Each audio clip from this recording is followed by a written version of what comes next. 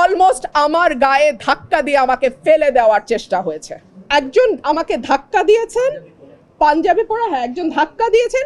তারপরে আমার লোক তো বসে থাকবেন, আমি তো একজন মহিলা, এবং পরে যখন আমার লোকজনকে মারধর করেছে আমার লোকজন জবাব দিয়েছে। সিম্পল। অত্যন্ত দুঃখজনক ব্যাপার হলো এখানে একটি মারামারি হয়েছে। আমি যেহেতু একজন আইনজীবী, আমি মনে করেছি আমার কেস আমি নিজেই প্রেজেন্ট করব। সো আমার কেস আমি প্রেজেন্ট করেছি। আমি আশা করেছিলাম নির্বাচন কমিশনের সম্মানের দিকে তাকিয়ে ব্রাহ্মণবাড়িয়া 3-এ যারা আছে তারা গুন্ডা পান্ডা নিয়ে ঢুকবে না নির্বাচন কমিশনে। বাট আনফর্চুনেটলি আমি দেখলাম ব্রাহ্মণবাড়িয়া 3-এ যিনি প্রার্থী তিনি তার সদল বলে 20-25 জন মিলে গুন্ডা পান্ডার মতন তারা সেখানে আচার আচরণ করলেন। ওয়ালটন এখন দেশের সীমানা পেরিয়ে পৌঁছে গিয়েছে 50টিরও বেশি দেশে। ওয়ালটন, ঘরে ঘরে বিশ্বজুড়ে। অত্যন্ত দুঃখজনক, অত্যন্ত লজ্জাজনক, এবং আমি মনে করি এটা কমিশনের যে ভাবমূর্তি, যে গাম্ভীর্য এবং যে সম্মান, সেইটার সঙ্গে এটা যায় না। আমি আপনাদেরকে কিছু ছবি দেখাচ্ছি। তারা এলাকায় বিভিন্ন মানুষকে কিভাবে পিটিয়ে পিটিয়ে তারা স্বীকারোক্তি আদায় করেছে। So this is there nature.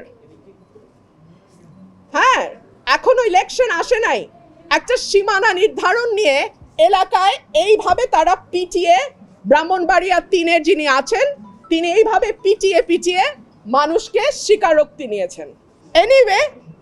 Anyway নির্বাচন কমিশনে আমরা প্রেজেন্ট করেছি ভৌগোলিক দিক বিবেচনায়, জনসংখ্যা বিবেচনায় এবং সকল কিছুর বিবেচনায় আমি আশা করব নির্বাচন কমিশন যে সিদ্ধান্ত নিয়েছে সেটি সঠিক সিদ্ধান্ত, এবং সেই সিদ্ধান্তই নির্বাচন কমিশন বহাল রাখবে।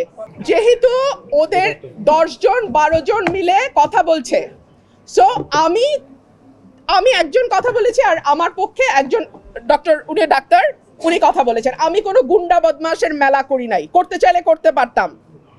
গুন্ডা আনতে চাইলে গুন্ডা আনা যায়, অসুবিধা হয় না। আমি ভদ্রলোক নিয়ে এসেছি, ভদ্রলোক আসবেন কমিশনে, শুনানি করবেন, রায় হবে, যেটা রায় হয় হবে।